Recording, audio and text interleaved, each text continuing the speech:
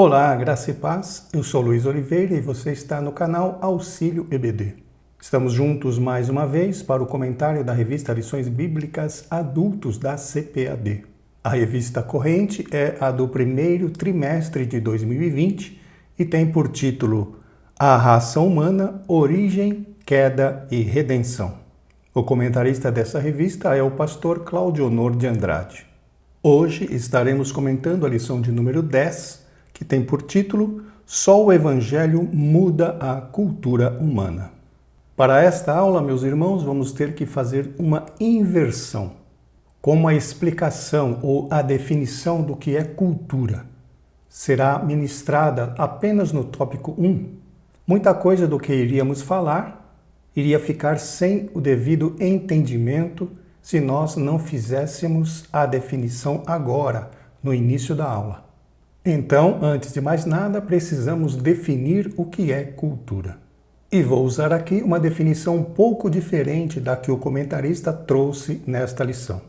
Aos olhos da sociologia, que é o estudo da organização e do funcionamento das sociedades, cultura é tudo aquilo que o homem cria a partir da sua vida em sociedade. São ideias, costumes, leis, crenças morais, conhecimento, todos adquiridos a partir da vida em comum.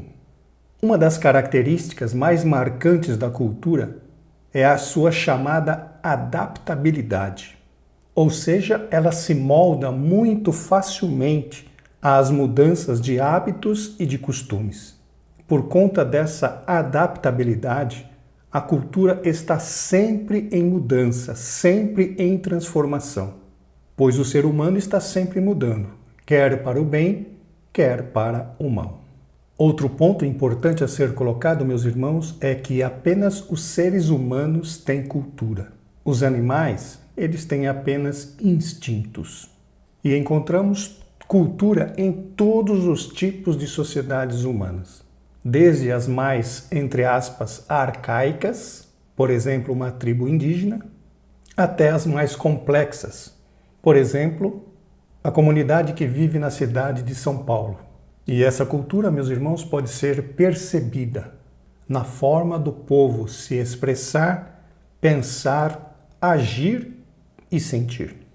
Então, meus irmãos, espero que essa pequena introdução ou esclarecimento ou definição do que é cultura venha nos ajudar a partir de agora no decorrer dessa lição.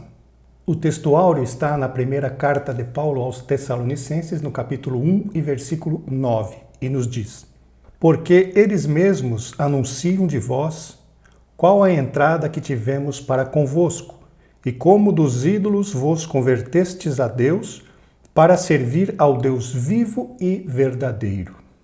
Meus irmãos, eu vos peço perdão, pois a minha dicção não está muito boa hoje, tendo em vista que eu estou com uma afta na minha língua e está incomodando bastante.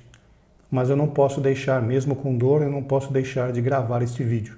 Então eu peço apenas um pouco de paciência e até perdão por os irmãos, pois a minha dicção não está muito boa. Então pode ser que as palavras não saiam muito bem ditas.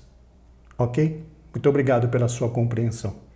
Na realidade, meus irmãos, como veremos mais à frente nessa própria lição, a Bíblia nos diz que o mundo jaz no maligno, como vemos em 1 João 5,19. Vamos ler na nova versão transformadora. Sabemos que somos filhos de Deus e que o mundo inteiro está sob o controle do maligno. Isso significa, meus irmãos, que toda a cultura secular está apoiada em princípios que são contrários à palavra de Deus. Mas o Evangelho de Cristo, que é o poder de Deus, pode mudar todas as coisas, inclusive a cultura de um povo que se renda a Ele. Glórias ao nome do Senhor. Para a leitura bíblica em classe, temos o texto de 1 aos Tessalonicenses, no capítulo 1, versículos de 1 a 10. Acompanhe a leitura, por favor. Paulo e Silvano e Timóteo, à igreja dos Tessalonicenses, em Deus o Pai e no Senhor Jesus Cristo. Graça e paz tenhais de Deus nosso Pai e do Senhor Jesus Cristo.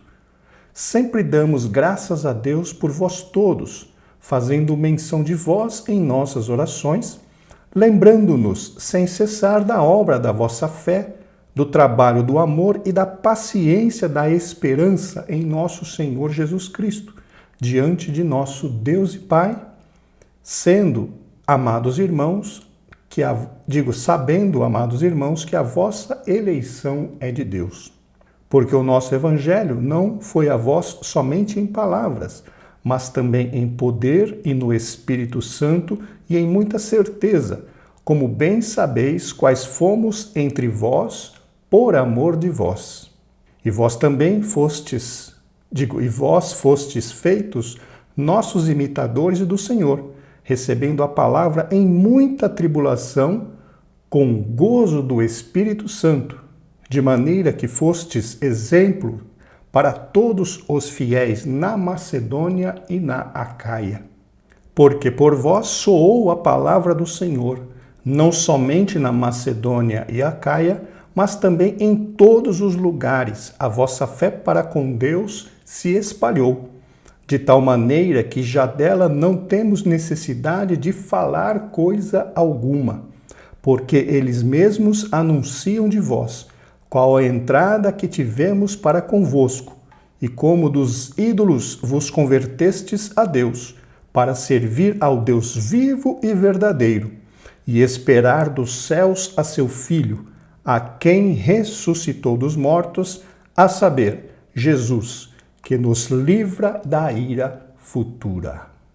Aqui então, meus irmãos, temos na leitura bíblica em classe esse texto da primeira carta aos Tessalonicenses, onde Paulo menciona a transformação daquele povo após o recebimento, aceitação e conversão ao Evangelho de Cristo.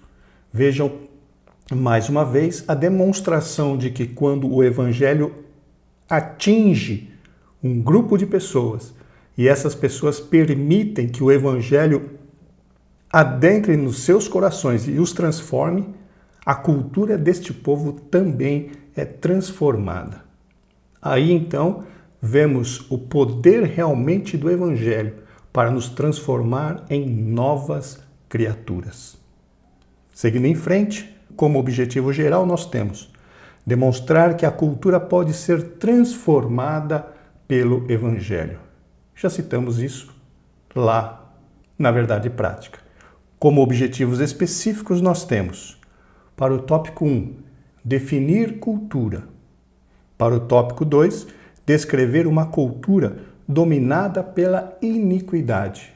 E por fim, para o tópico 3, mostrar que o Evangelho transforma a cultura. Chegamos então, meus irmãos, na introdução. Na lição de hoje, estudaremos a cultura humana através do prisma da Bíblia Sagrada. É importante nós deixarmos claro que, como regra de fé e prática, meus irmãos, a Bíblia Sagrada tem que ser o nosso guia a respeito de todos os assuntos concernentes à vida humana. As Sagradas Escrituras têm todas as respostas que precisamos para a nossa vida. Continuando então, nosso intento é mostrar que nenhuma cultura pode ser tida como neutra ou inofensiva, porque todas elas acham-se contaminadas pelo pecado de Adão. Já comentamos a esse respeito, quando falamos que o mundo jaz, ou seja, está sob o domínio do inimigo das nossas almas. Continuando então, em seguida, veremos que a cultura humana tornou-se o abrigo natural ao homicídio. Do homicídio, do sexo depravado, da usura e da rebelião contra Deus. Afastado de Deus, meus irmãos, um povo tem uma tendência fortíssima a se afundar cada vez mais no lamaçal do pecado. Em 2 Timóteo, capítulo 3, versículo 13, na Almeida Revista e Corrigida, nós encontramos: mas os homens maus e enganadores irão de mal a pior, enganando e sendo enganados. Não é exatamente isso que está acontecendo no mundo? O próprio Senhor Jesus nos ensinou que, no final dos tempos, haveria uma crise profunda de amor. Vejamos o que diz Mateus 24, 12, na Nova Versão Internacional. Devido ao aumento da maldade, o amor de muitos esfriará. Somado a tudo isso, meus irmãos, temos a atuação do Deus deste século, que cegou o entendimento dos incrédulos, para que lhes não resplandeça o evangelho da glória de Deus em Cristo Jesus nosso Senhor. Conforme vemos em 2 aos Coríntios, no capítulo 4, versículo 4. Por conta de todos estes fatores, nós vemos então que naturalmente a cultura mundana, a cultura secular, abriga todos os tipos de perversão, desde o homicídio, como o comentarista disse aqui, sexo depravado, usura e rebelião contra Deus. Seria, entre aspas, natural acontecer isso porque o mundo está separado de Deus por causa do pecado. Seguindo em frente, então, mas a boa notícia é que o Evangelho de Cristo pode transformar qualquer cultura. Quanto a nós, Igreja de Cristo, não nos conformemos com este mundo, que jaz no maligno, como fez Israel e Judá, por aceitar todas as impurezas das culturas vizinhas e longínquas, ambos os reinos foram destruídos. Esta frase do comentarista nos faz lembrar de Romanos 12 e 2. Vamos ler na Nova Versão Transformadora.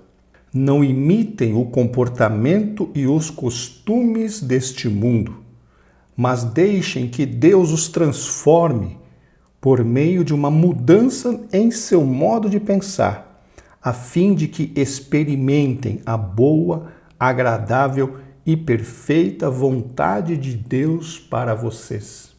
Temos, meus irmãos, a responsabilidade de fazer diferente do que o mundo faz. Nosso alvo é chegar à estrutura completa de Cristo, como o próprio Paulo falou na sua carta aos Efésios, no capítulo 4, versículo 13. Vamos ler na Almeida Revista e Corrigida. Até que todos cheguemos à unidade da fé e ao conhecimento do Filho de Deus, a varão perfeito, à medida da estatura completa de Cristo. Este, meus irmãos, é o nosso alvo. Glórias ao nome do Senhor. Continuando então, mantenhamos nossas propriedades como povo de Deus. Os irmãos de Tessalônica são um exemplo para todos nós por terem colocado em prática a sua fé no Senhor, testemunhando de Cristo em diversos lugares. Nas Escrituras, meus irmãos, encontramos alguns exemplos de pessoas que mantiveram a sua fidelidade, mesmo estando em ambientes adversos, ou seja, mesmo estando em ambientes pouco favoráveis à sua fé. O exemplo clássico para este caso é a vida de Daniel, que mesmo em uma cultura totalmente corrompida como era a cultura babilônica, e principalmente sem o acompanhamento e sem a supervisão de nenhum ser humano de sua família. Mesmo assim, Daniel manteve a sua integridade.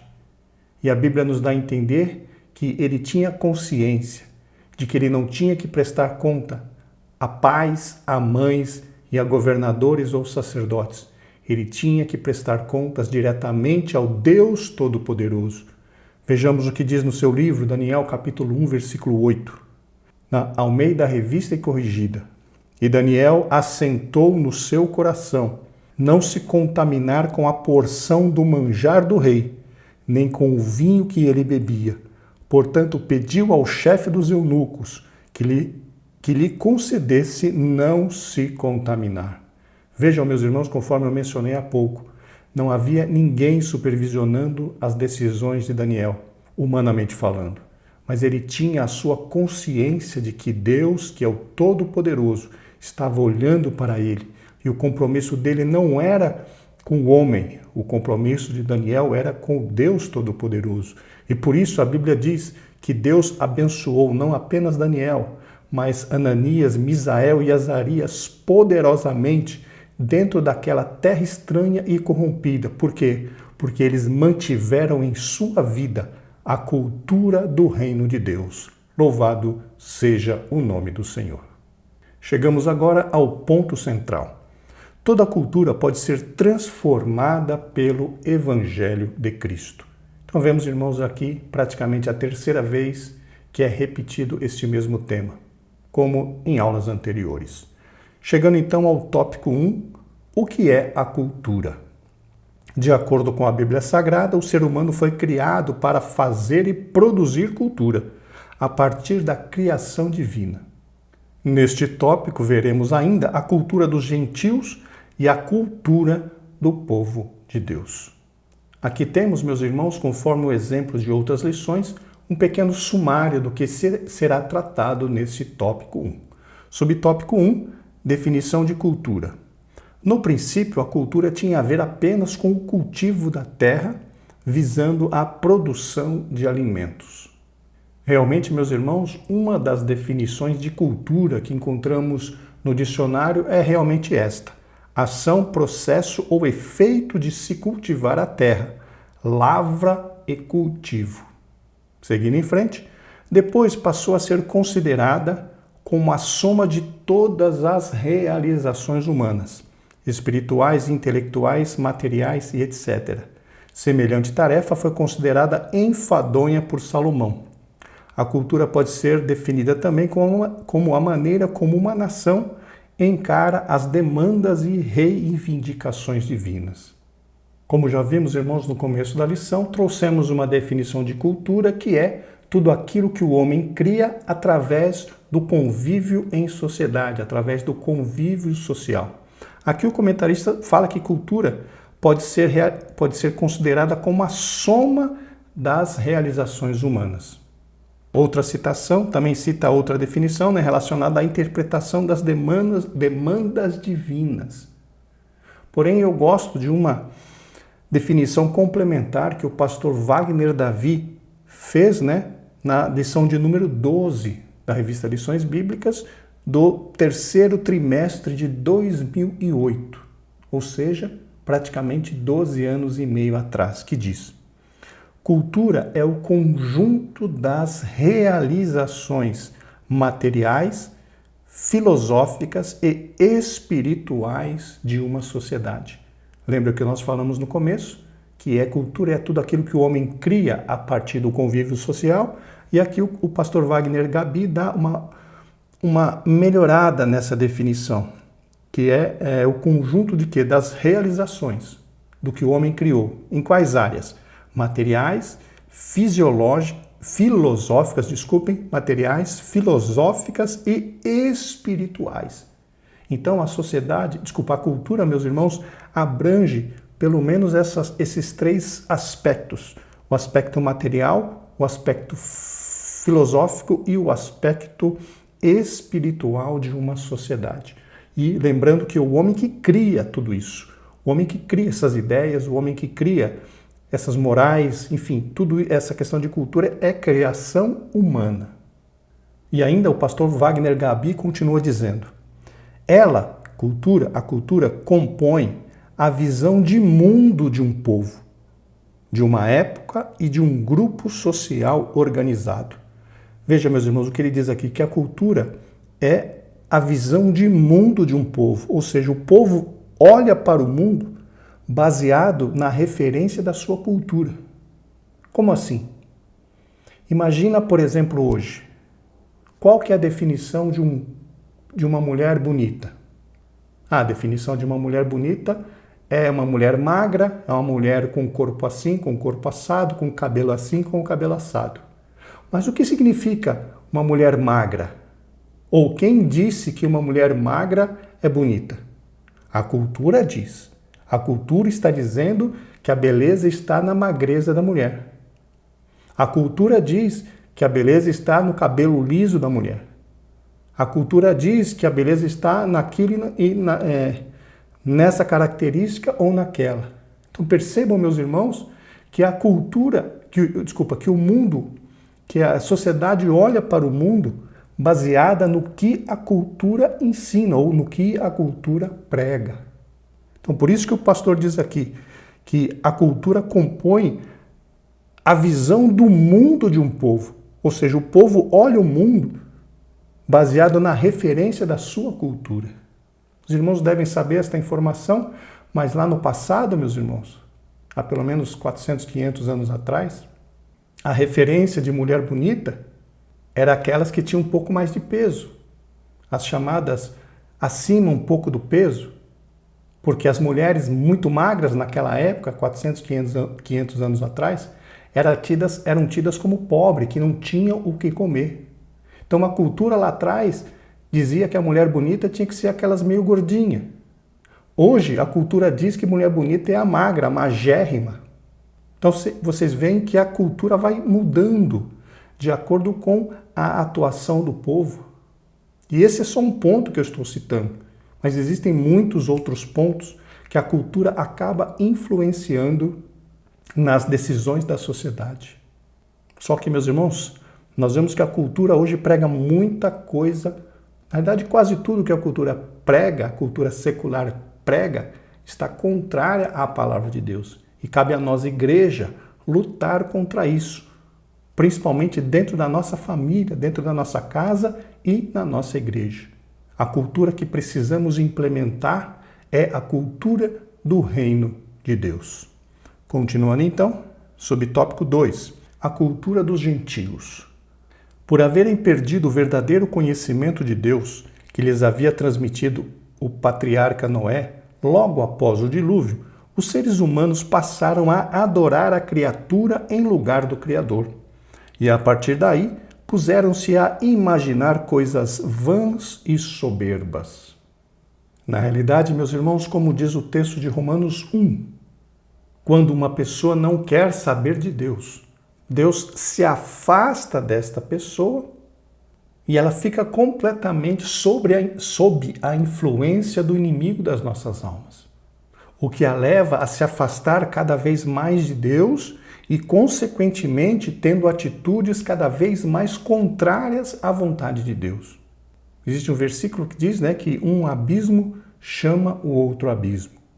E esse versículo pode ser aplicado justamente nessa situação, que o homem vai indo de mal a pior, piorando, piorando, piorando. Cada vez que ele se afasta mais de Deus, cada vez ele piora mais. Cada vez que ele se afasta mais de Deus, cada vez ele se atola cada vez mais no lamaçal do pecado. Ou seja, alguém longe de Deus está em densas trevas. Continuando então, hoje, a antropologia cultural vê como meros fenômenos sociológicos e culturais a prostituição, o homicídio, a corrupção e até mesmo o infanticídio. Aqui, meus irmãos, temos uma curiosidade. A antropologia cultural a qual o comentarista se referiu aqui, é um dos 4 grandes ramos da chamada antropologia geral, que é a ciência que estuda o homem e a humanidade de forma integral. Os outros três ramos são a antropologia física, a arqueologia e a linguística. A antropologia cultural é o ramo de conhecimento que se dedica a compreender os mecanismos da vida humana em sociedade justamente no seu aspecto cultural, como o seu próprio nome diz. Por fenômenos sociológicos, podemos entender aqueles comportamentos que, mesmo que inicialmente não fossem tão aceitáveis pela sociedade, acabam, com o passar do tempo, sendo considerados, entre aspas, aceitáveis por aquela lei do bom convívio com todo mundo. Lembra lá a lei da liberdade que todo mundo prega, que é livre para fazer o que quer? Inclusive tem um adágio, um provérbio aí fora que diz: meu corpo, minhas regras. Então, por conta dessa, entre aspas, luta pela total liberdade, a sociologia vê essas aberrações que acontecem e acaba aceitando, no decorrer do tempo, como sendo situações realmente, entre aspas, aceitáveis. E com tudo isso, meus irmãos, aquela ideia que eles muitas vezes combatem, né, do que é errado, acaba caindo em desuso, porque os referenciais acabam sendo demolidos, derrubados, arrancados da vida das pessoas e as pessoas se veem completamente sem limites. Isso que a cultura está pregando e ensinando para a sociedade. Continuando, subtópico 3, a cultura do povo de Deus. A visão do povo de Deus quanto à cultura tem como fundamento a Bíblia Sagrada, a inspirada, inerrante e completa Palavra de Deus. Por essa razão, tudo quanto fazemos tem como base esta proposição: a terra é do Senhor. Aqui, meus irmãos, precisamos olhar com mais cuidado, com mais detalhe para este conceito.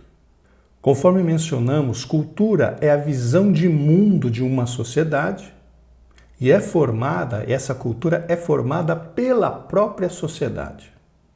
Mas para o cristão, a visão de mundo que precisamos ter é aquela que venha a glorificar a Deus. Como assim? Nós temos, meus irmãos, a responsabilidade de apresentar Deus para as pessoas que estão à nossa volta. Seja através da pregação, através do ensino ou mesmo do nosso exemplo de vida. E a nossa visão do mundo deve ser aquela que a Bíblia ensina. Em primeiro lugar, amar a Deus sobre todas as coisas e também amar ao nosso próximo como a nós mesmos. Aperfeiçoar a nossa vida através da santificação. Sermos sal e luz para influenciar positivamente este mundo. Esta postura, meus irmãos, faz grande diferença na vida de quem a pratica. Então, esta é a visão de mundo que o cristão deve ter. O mundo é uma oportunidade que temos, ou seja, a nossa vida no mundo é uma oportunidade que temos para servir a Deus. E além da santificação, além de nos guardarmos da corrupção deste mundo, temos a responsabilidade de testemunhar às pessoas que estão à nossa volta sobre o amor de Deus, sobre a salvação em Cristo Jesus e também sobre a condenação iminente sobre aqueles que se recusam a aceitar o sacrifício de Cristo Jesus na cruz do Calvário. Então, essa é a nossa visão de mundo, a visão de mundo do cristão. Continuando então, haja vista os filhos de Israel. Eles consagravam ao Senhor até mesmo as suas colheitas. Portanto, tudo quanto fizermos tem de ser aferido por este mandamento apostólico. Portanto, quer comais, quer bebais, ou façais outra qualquer coisa, fazei tudo para a glória de Deus. 1 aos Coríntios 13 e 31. Meus irmãos, este versículo deve nortear a nossa vida. Tudo quanto fizermos, fazermos para a glória de Deus. Chegamos agora ao tópico 2, a cultura dominada pela iniquidade. O homem foi posto no Éden para lavrar a terra e fazer cultura, a partir da criação divina. Mas devido ao pecado, toda cultura humana pôs-se contra Deus. Como comentamos, meus irmãos, toda a cultura secular, toda a cultura humana está diretamente influenciada pelo inimigo das nossas almas. E por conta disso, a nossa cultura, ou a nossa não, né? Porque nós estamos no mundo, mas nós não somos do mundo.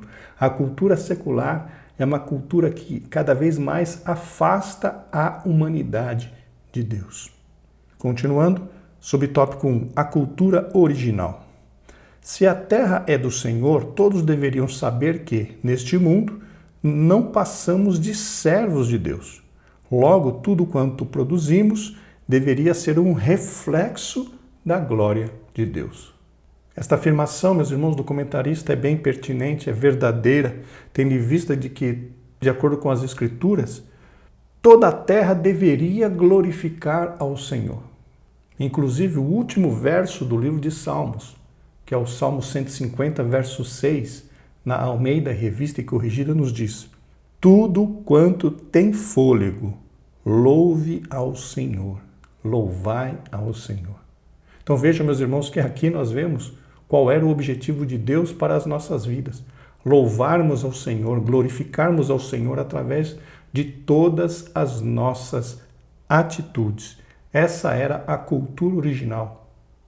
Deus fez o homem para glorificá-lo, para adorá-lo. Só que o homem se rebelou contra Deus, se rebelou contra a autoridade e os mandamentos de Deus e acabou ficando sob o domínio do inimigo das nossas almas. E agora não, né? E Deus proveu a maravilhosa salvação através de Cristo Jesus. A cultura do homem foi corrompida no Éden, mas ela foi restaurada no Calvário. Glória ao nome do Senhor. Assim como a salvação foi perdida no Éden e foi restaurada no Calvário, também a cultura dos céus, a cultura do reino de Deus, foi perdida no Éden e foi resgatada também no Calvário. E hoje nós, como igreja, temos, irmãos, a responsabilidade de reestabelecer a cultura de Deus na terra.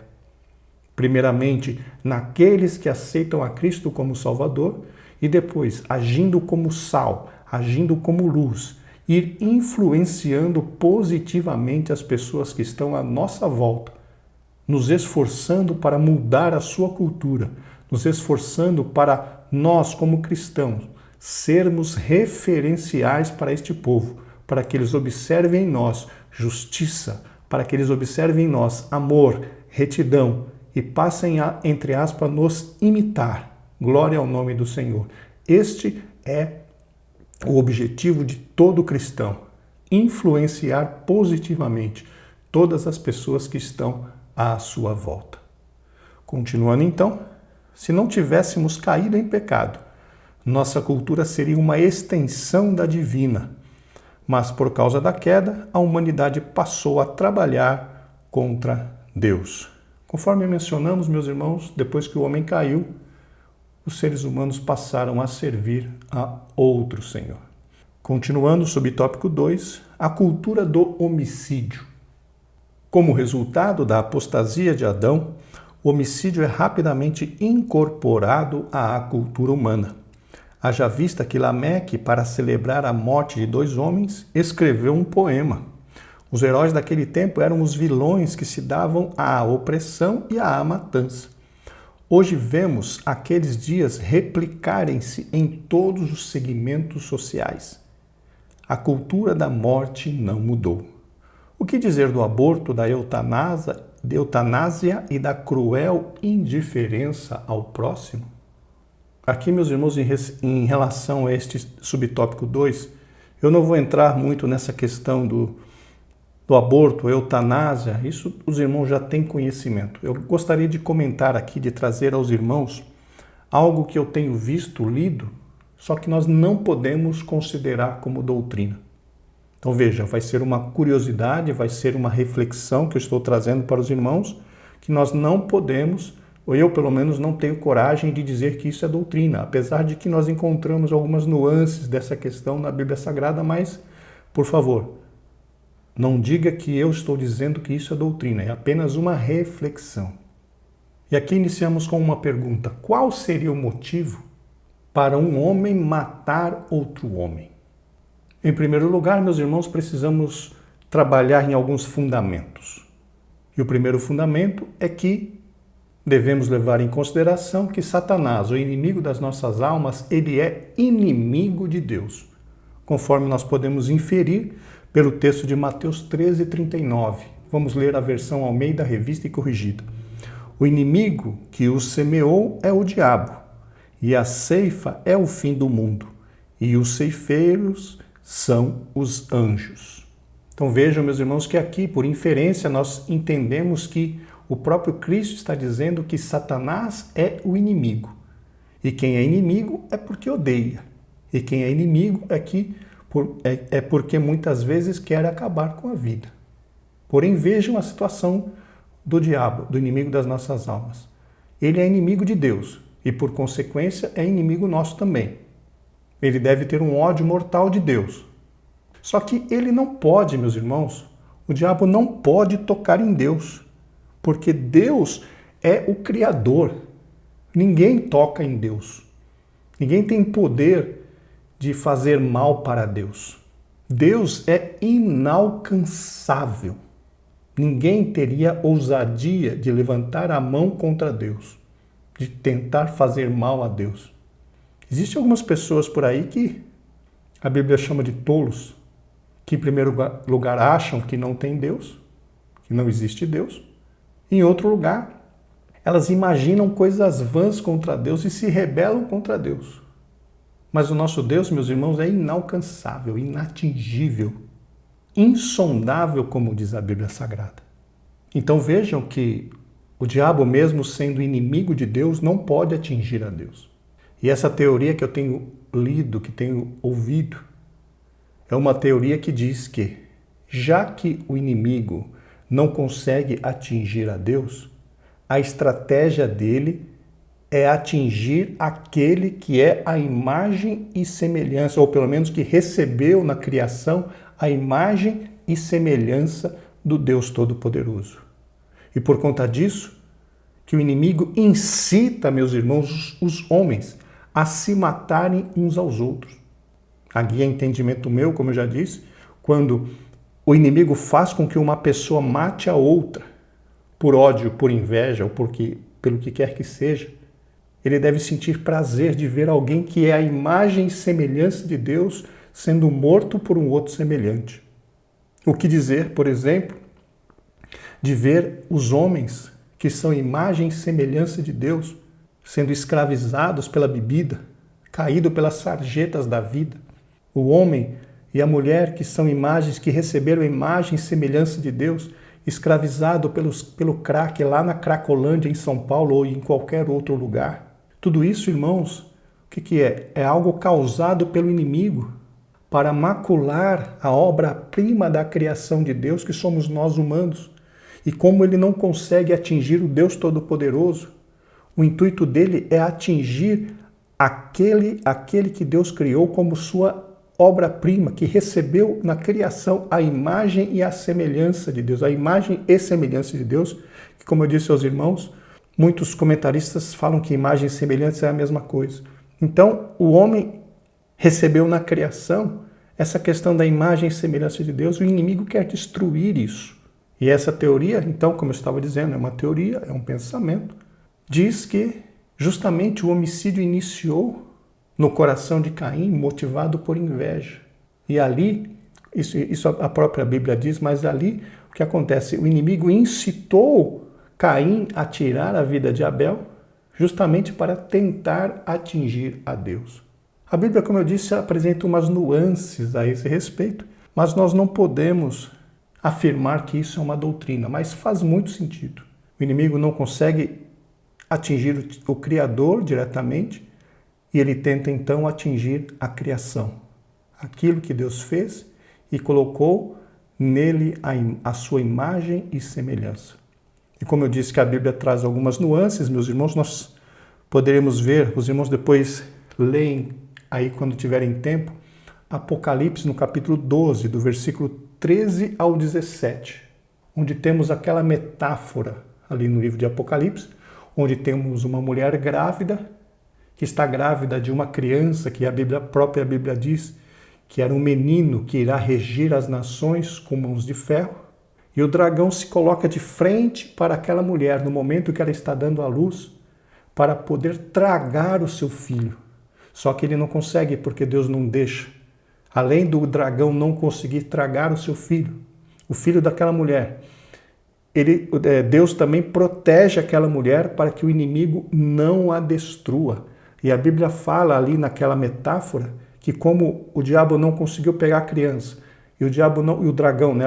O Apocalipse fala do dragão. Como o dragão não conseguiu pegar a criança, como o dragão não conseguiu pegar a mulher, a Bíblia diz que o dragão depois foi perseguir toda a descendência daquela mulher.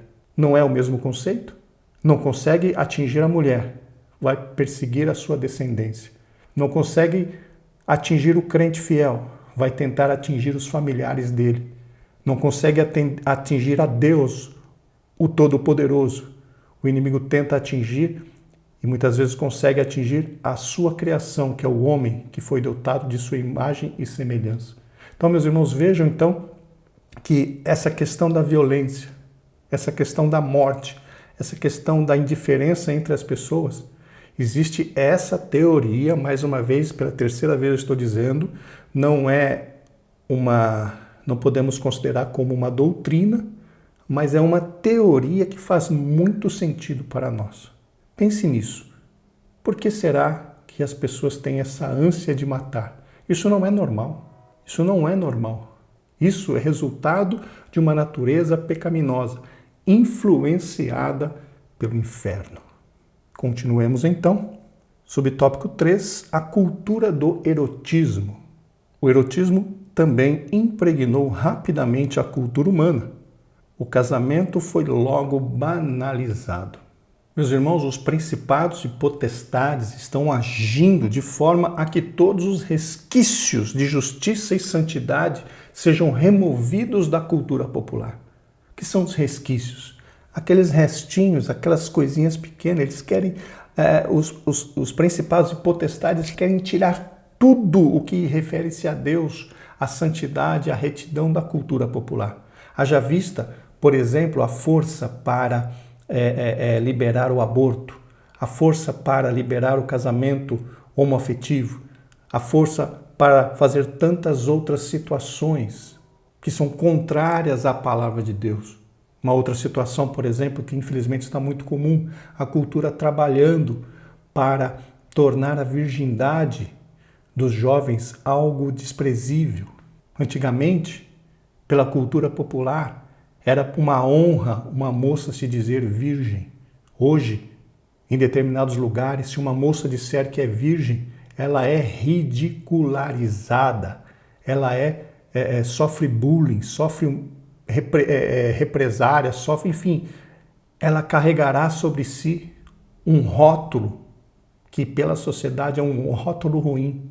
Só que nós vemos que a cultura do reino de Deus incentiva fortemente que todos os jovens se casem virgens, que sexo é para ser praticado apenas após o casamento. Só que a cultura quer tornar esta referência de justiça e santidade esquecida e quer que ela seja removida, o que já aconteceu na cultura das principais cidades do mundo.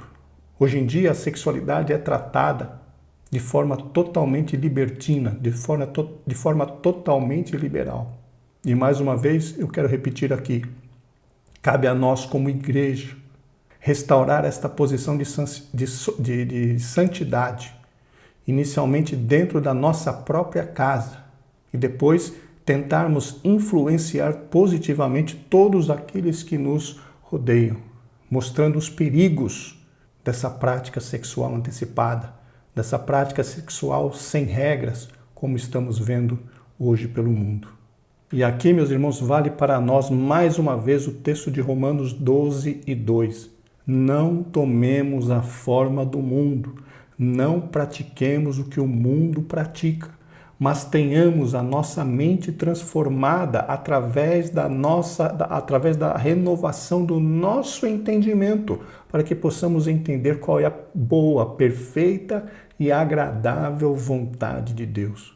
A cultura do reino de Deus precisa ser reimplantada, primeiramente no meio dos cristãos, meus irmãos, no meio dos cristãos.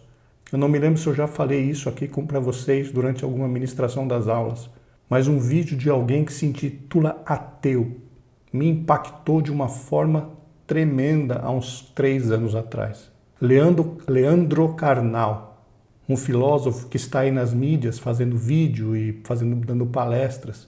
Eu assisti um vídeo dele há uns 3 anos atrás. Na realidade é uma partícula de um vídeo, né? Uma parte de um vídeo, de uma palestra que ele deu. E ele disse nessa palestra que um dos maiores desafios da igreja hoje é cristianizar o próprio cristão. O que ele quer dizer com isso? Que um dos maiores desafios da igreja hoje é é tornar os próprios cristãos semelhantes a Cristo. Isso foi, desculpa a expressão forte, isso foi um tapa na nossa cara. E ele não está errado. Irmãos, precisamos voltar aos princípios da palavra de Deus. E nós, como formadores de opinião, e nós, como ensinadores da palavra de Deus, temos que exortar no sentido de aconselhar fortemente os nossos alunos a buscarem a estatura completa de Cristo Jesus, que é o nosso Senhor. E não é apenas na parte sexual, na parte da justiça, na parte da verdade, na parte social. Levantemos, meus irmãos, essa bandeira.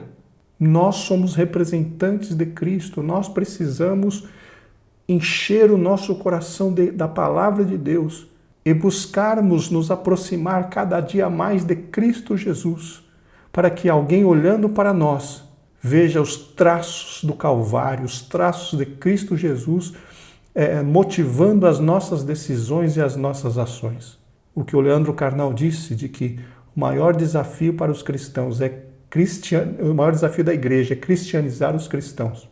Isso precisa ficar claro e ser uma meta para todos nós. Todos aqueles que se denominam cristãos precisam lutar, meus irmãos, lutar para realmente Cristo ser desenvolvido em sua vida, em nossas vidas. Este é o nosso objetivo de vida.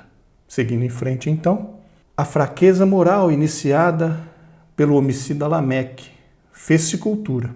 A promiscuidade precisou apenas de um exemplo a fim de espalhar-se.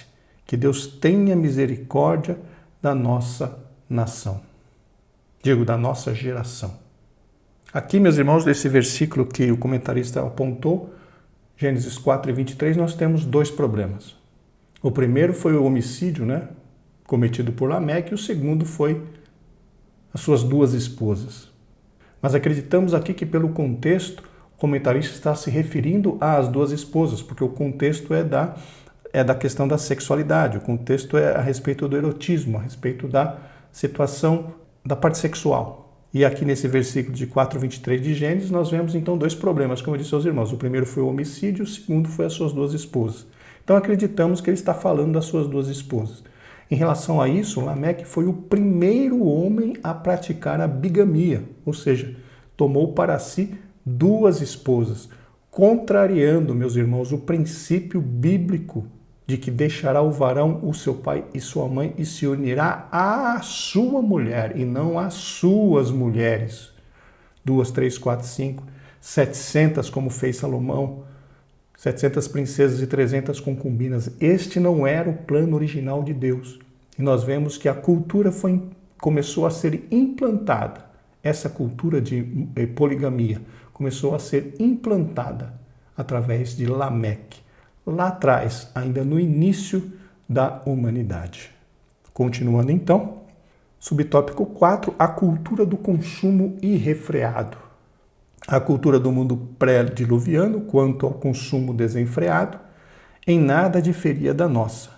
Naquele tempo, as pessoas já tomadas pela apostasia não faziam outra coisa senão comer e beber. Aqui, meus irmãos, nós carecemos de evidências para confirmar estas informações do comentarista.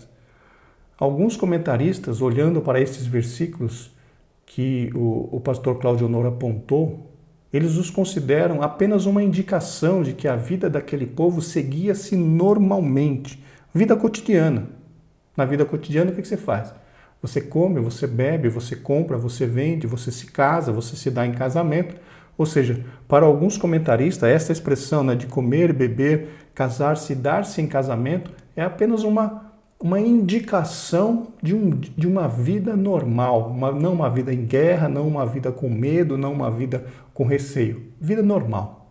Então, eu acho um pouco difícil confirmar esse sentido que o pastor Cláudio Honor está querendo dar justamente por falta de evidências. Continuando então, hoje gasta-se exageradamente naquilo que não satisfaz. E o consumo, é o consumo pelo consumo. Hoje, meus irmãos, a cultura implementada valoriza o que a pessoa tem e não o que a pessoa é. É a chamada cultura consumista, como o próprio comentarista disse, consumo pelo consumo, que está imperando, que está dominando a sociedade. Mas nós, como eu já cansei de falar nessa lição, como salvos em Cristo, precisamos defender e instaurar a cultura do reino de Deus. E que cultura é esta? A cultura do reino de Deus, relacionada a essa questão do ter e do ser, é o que Paulo nos ensina em Filipenses, no capítulo 4, versículo 12 e 13. Vamos ler na Almeida Revista e Corrigida. Sei estar abatido e sei também ter abundância. Em toda maneira e em todas as coisas estou instruído, tanto a ter fartura como a ter fome, tanto a ter abundância como a padecer necessidade. Posso todas as coisas naquele que me fortalece. O que Paulo está querendo dizer aqui, meus irmãos? Paulo está querendo dizer que, independente da sua situação financeira, ele está feliz com Deus. Ele pode todas as coisas naquele que o fortalece, ou seja, ele pode suportar qualquer situação. Ele sabe que a vida que ele tem, o valor que ele tem diante de Deus, independe se ele tem dinheiro no bolso ou se ele tinha dinheiro no bolso ou se não tinha, se ele tinha fartura ou se ele sofria necessidade. E é essa cultura que nós cristãos devemos ter no que diz respeito à posse. Nós temos, irmãos, que lutar para ser servos de Deus, ser fiéis, ser generosos, ser corretos, ser verdadeiros e não o ter. O ter hoje podemos ter e amanhã podemos não ter. A própria Bíblia nos diz que o tesouro que nós temos que fazer é um tesouro lá no céu, onde a traça não corrói e aonde os ladrões não minam e nem roubam. É lá que nós temos que criar um tesouro, através da obediência, através das boas obras, através de repartir, através de doar, através de socorrer as pessoas que estão em dificuldades. Fazendo isso, nós estaremos construindo um tesouro no céu, que é realmente o que importa para nós. Esta é a cultura do reino de Deus no que diz respeito a posses, dinheiro, recursos materiais. Inclusive, meus irmãos, na primeira carta do apóstolo João, no capítulo 3, versículo 2, vamos ler a Nova Almeida atualizada, que diz: Amados, agora somos filhos de Deus, mas ainda não se manifestou o que haveremos de ser. Sabemos que quando Ele, Jesus, se manifestar, seremos semelhantes a Ele, porque haveremos de vê-lo como Ele é. Meus irmãos, existe coisa mais importante do que isso que João disse? Agora somos filhos de Deus. Existe coisa mais importante do que este título que nós recebemos do próprio Deus? João diz que Cristo veio para o que era seu, mas os seus não o receberam. Mas a todos quantos o receberam, deu-lhes o poder de serem feitos filhos de Deus, aos que creem no seu nome. Você e eu que aceitamos a Cristo, recebemos de Deus o título de filhos de Deus. Existe outra posição mais importante do que essa? E isso independe se nós temos dinheiro, se nós não temos, se temos recursos, se não temos. O importante para nós, meus irmãos, é sermos filhos de Deus, sermos salvos na pessoa bendita de Jesus Cristo. Essa é a verdadeira cultura do reino, agradar a Deus em todas as coisas. Aleluia. Seguindo em frente, então, eis o resultado de toda essa gastança. Famílias endividadas e muita gente à beira da miséria. Sejamos próvidos e não pródigos. Aqui, meus irmãos, duas palavrinhas interessantes. Próvido significa o quê? Prudente, precavido, aquele que se planeja, aquele que, enfim, que guarda, que olha para o futuro. Já em relação à palavra pródigo. Muitas pessoas acabam confundindo justamente por aquela parábola chamada a parábola do filho pródigo. Muitas pessoas entendem ou pensam que quando diz filho pródigo, foi o filho que abandonou seu pai, foi o filho que foi embora de casa. Mas o pródigo, irmãos, não significa aquele que saiu de casa. O pródigo significa aquele que esbanjou, desperdiçou a sua renda, o seu dinheiro, os seus valores com coisas que não valiam a pena. Não foi isso que fez o filho, chamado pródigo? Gastou todo o seu dinheiro de uma forma errada, errônea, desperdiçou, esbanjou. Então, como disse o comentarista, nós temos que ser próvidos, prudentes, precavidos e não pródigos, esbanjadores. Chegamos agora ao tópico 3. O Evangelho transforma a cultura. Agora precisamos responder a esta pergunta. É possível transformar uma cultura dominada pela iniquidade? Meus irmãos, acredito que já respondemos essa questão quando falamos que o Evangelho tem poder para isso. Na verdade, o Evangelho é poder de Deus, como disse Paulo. Poder de Deus para a salvação de todo aquele que crê. E salvação, meus irmãos, é mudança de cultura. Salvação é quebra de paradigma. Salvação é transformação de pessoas que caminham para ser iguais a Cristo Jesus, nosso Senhor. Subtópico 1. Jesus nasceu num contexto cultural. Nenhum homem é capaz de viver à parte de uma cultura. Somos seres culturais. Isso se dá, meus irmãos, porque estamos inseridos em uma cultura, pois vivemos em uma sociedade. Conforme falamos, cultura é formada pela sociedade. Cultura o conjunto de tudo aquilo que a humanidade cria, justamente por viver em sociedade.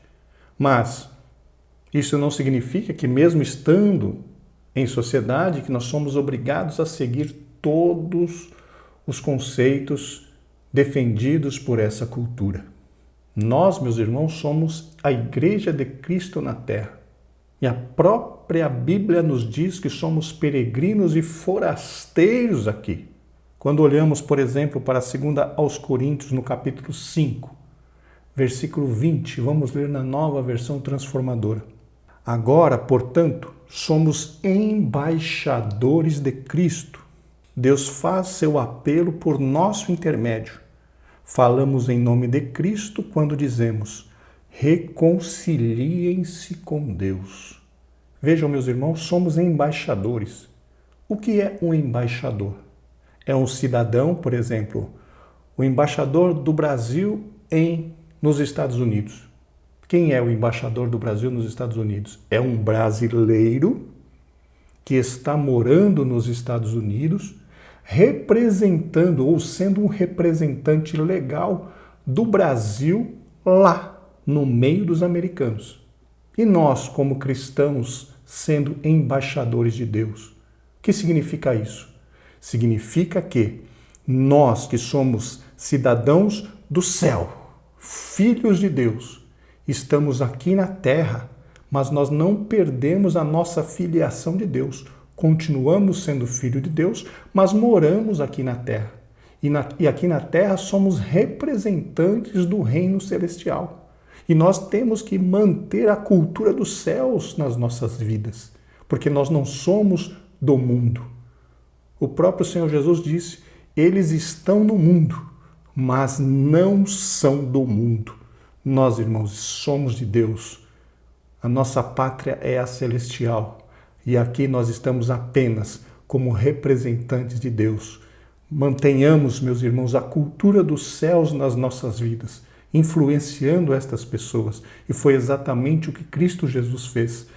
Ele veio, estava inserido na cultura judaica, porém ele não se deixou influenciar pela cultura judaica. Ele é o Filho de Deus. Louvado seja o nome do Senhor. Continuando então. Aliás, o próprio Filho de Deus, quando de sua encarnação, foi acolhido numa sociedade dominada por 3 culturas, a judaica, a grega e a romana. Todavia, a sua mensagem transformou milhões de pessoas, oriundas de todas as culturas do mundo, conduzindo-as a viver num só corpo, o corpo místico da Igreja de Jesus Cristo. E aqui, meus irmãos, é importante nós salientarmos, ou seja, tocarmos no assunto, de que Cristo, mesmo sendo judeu, criado na cultura judaica, como diz aqui o comentarista, influenciado por 3 culturas diferentes, a judaica, a grega e a romana, Cristo Jesus se manteve firme. E além de se manter firme na cultura do reino de Deus, quando ele iniciou o seu ministério, ele quebrou muitos paradigmas ali mesmo entre os judeus. Como assim quebrou muitos paradigmas? Se nós olharmos para o Evangelho de Mateus no capítulo 5, 6 e 7, onde consta ali o Sermão do Monte. Ali nós vemos, meus irmãos, o Senhor Jesus quebrando vários paradigmas. Em vários lugares nós vemos ele dizendo: ouvistes o que foi dito. O que significa isso?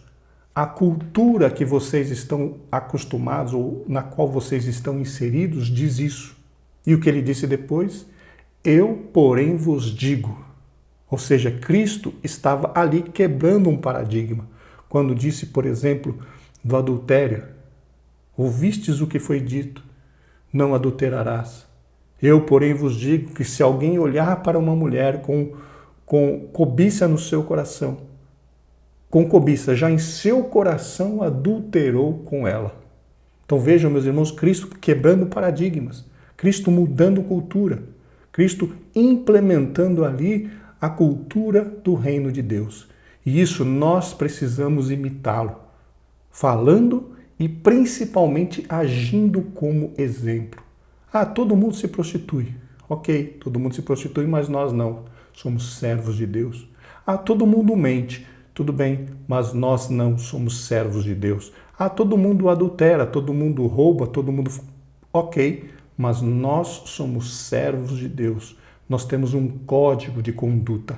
Nós temos uma cultura regida pela Bíblia Sagrada. E nós temos um Deus que está olhando para nós. E o nosso objetivo é agradá-lo. E o nosso objetivo é servi-lo. E o nosso objetivo é anunciá-lo para todos aqueles que estão à nossa volta. Que Ele é o Deus zeloso, o Deus de justiça, que está oferecendo salvação a todas as almas. Então vejam, meus irmãos, que Cristo, mesmo vivendo numa sociedade com 3 culturas, Ele implementou, quebrando vários paradigmas, a cultura do reino de seu Pai. E essa também é a nossa função, o nosso objetivo aqui na Terra. Continuando então, o Evangelho transforma a cultura. Conquanto não nos seja possível converter toda uma sociedade, podemos influenciá-la com a mensagem do Evangelho. Haja visto o que aconteceu em Éfeso durante a 3ª viagem missionária de Paulo, quando o participante de artes mágicas queimaram seus livros em público. Se quisermos de fato transformar o nosso país, devemos evangelizá-lo de acordo com o modelo de Atos dos Apóstolos. Aqui ele cita Atos 1 e 8, que diz: E recebereis poder quando descer sobre vós o Espírito Santo e ser-me-eis testemunha, tanto em Jerusalém quanto em toda Judá e Samaria, tanto em Jerusalém como em toda a Judéia e Samaria e até aos confins da terra. Realmente esse é o modelo eficaz de evangelização. Evangelizar cheio do Espírito Santo. E aqui, meus irmãos, ele cita sobre o Evangelho quando chegou em Éfeso. Paulo passou em Éfeso pelo menos 2 anos, como nós encontramos em Atos 19:10. E ele causou uma profunda mudança na vida daquela cidade, por conta do grande número de pessoas que se converteu. E quando uma pessoa, e nós já falamos isso, já mencionamos isso na lição, quando uma pessoa aceita Cristo como Salvador, é necessário que haja uma mudança de paradigma, uma mudança de cultura na vida daquela pessoa, porque ela precisa deixar os costumes do mundo e passar a seguir os costumes dos servos de Deus, a seguir a cultura do reino de Deus. Então é necessário que haja uma mudança na vida de todo salvo. E essa mudança nos motiva a abandonar a cultura secular e a abraçar a cultura celestial. Vamos ler o que diz em Colossenses, no capítulo 3, versículos 2 e 3, na Almeida Revista e Corrigida. Pensai nas coisas que são de cima, e não nas que são da terra, porque já estáis mortos, e a vossa vida está escondida com Cristo em Deus. Vejam, meus irmãos, pensai nas coisas que são de cima, cultura celestial, e não nas coisas que são da terra, cultura secular. Com isso eu não estou querendo dizer que vamos parar de trabalhar, vamos parar de tomar banho, vamos parar de cuidar da nossa família. Não, de forma nenhuma. Tudo isso é obrigação, tudo isso nós precisamos fazer, viver com objetivos, viver com metas, viver com propósito claro nas nossas vidas. Mas o que temos que ter em mente é o seguinte: o nosso objetivo não deve ser ficar rico, o nosso objetivo deve ser ir morar no céu. O nosso objetivo não deve ser adquirir muitas, armazenar muitas riquezas. Não, o nosso objetivo deve ser fazer um grande tesouro no céu. Esse é o objetivo do cristão. Se nesse meio tempo você ficar rico ou eu ficar rico, glória a Deus, mas isso não pode fazer diferença nas nossas vidas. Se você conseguir comprar um prédio, conseguir ser presidente, conseguir, enfim, comprar uma empresa, isso não pode atrapalhar o seu propósito e o meu propósito de morar no céu. A nossa visão tem que estar em Cristo, no céu. Tudo aquilo que acontece por aqui todas estas coisas são secundárias. O nosso objetivo principal é servir a Deus com alegria. Glória ao nome do Senhor. Continuando, subtópico 3, os crentes de Corinto, um exemplo da influência do Evangelho. Corinto era uma das cidades mais promíscuas do período do Novo Testamento. Não obstante, Paulo, ao levar-lhe o Evangelho, resgatou preciosas almas aprisionadas a um contexto moralmente doentio. Apesar dos graves problemas, a igreja coríntia detinha todos os dons espirituais. O mais importante, porém, é que seus membros, dantes escravizados por Satanás, eram agora chamados de santos em Cristo Jesus. Paulo, meus irmãos, permaneceu em Corinto pelo menos 18 meses, como vemos em Atos 18 e 11, ensinando a palavra de Deus. E essa questão de Corinto nos mostra, irmãos, que muitas vezes esta implantação da cultura do reino de Deus não é, entre aspas, automática. Apesar de que, conforme o próprio comentarista comentou, que na igreja de Corinto todos os 9 dons do Espírito Santo eram manifestos ali, porém a implantação da cultura do reino de Deus foi demorada, foi custosa e foi muito difícil. Havia lá em Corinto, primeiro, crentes carnais, como vemos em 1 Coríntios 3 e 1. E eu, irmãos, não pude falar como a espirituais, mas como a carnais, como a meninos em Cristo. Havia lá imoralidade sexual na família. Está em 1 Coríntios 5 e 1, na Nova Versão Transformadora. Comenta-se por toda parte que há imoralidade sexual em seu meio. Imoralidade que nem mesmo os pagãos praticam. Soube de um homem entre vocês que mantém relações sexuais com a própria madrasta. Vejam, meus irmãos, a situação da igreja em Corinto. E lá havia também injustiça entre irmãos. Está em 1 Coríntios 6 e 8, na Nova Versão Transformadora. Em vez disso, vocês mesmos cometem injustiças e causam prejuízo até contra os próprios irmãos. E por fim, gostaríamos de dizer, imoralidade sexual em geral. Os alimentos foram feitos para o estômago e o estômago para os alimentos. É verdade, mas um dia Deus acabará com os dois. Vocês, contudo, não podem dizer que nosso corpo foi feito para imoralidade sexual. Ele foi feito para o Senhor.